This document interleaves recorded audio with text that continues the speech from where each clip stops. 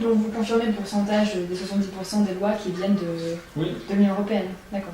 Et est-ce que vous le ressentez dans votre travail de parlementaire national, que c'est une directive et que vous êtes en train de la transposer? Non, très peu parce que malheureusement c'est sur la transposition technique, donc ça va assez vite.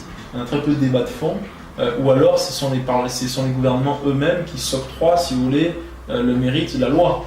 J'ai très peu entendu Benoît Hamon dire que sa loi c'était issu d'une transposition de directive, parce que vous comprenez, à vendre c'est compliqué.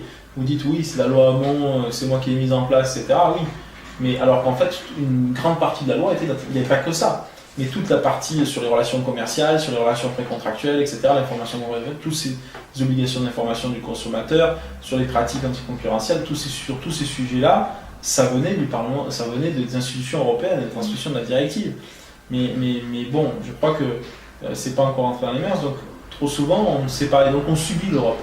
On l'a subi, c'est l'exemple du plombier polonais, c'est l'exemple de la directive sur les travailleurs détachés, c'est l'exemple de la directive Bolkestein, c'est-à-dire tous ces moments de tension qui se créent en disant mais voilà, c'est Bruxelles encore qui nous sort quelque chose, sauf que Bruxelles c'est les États membres.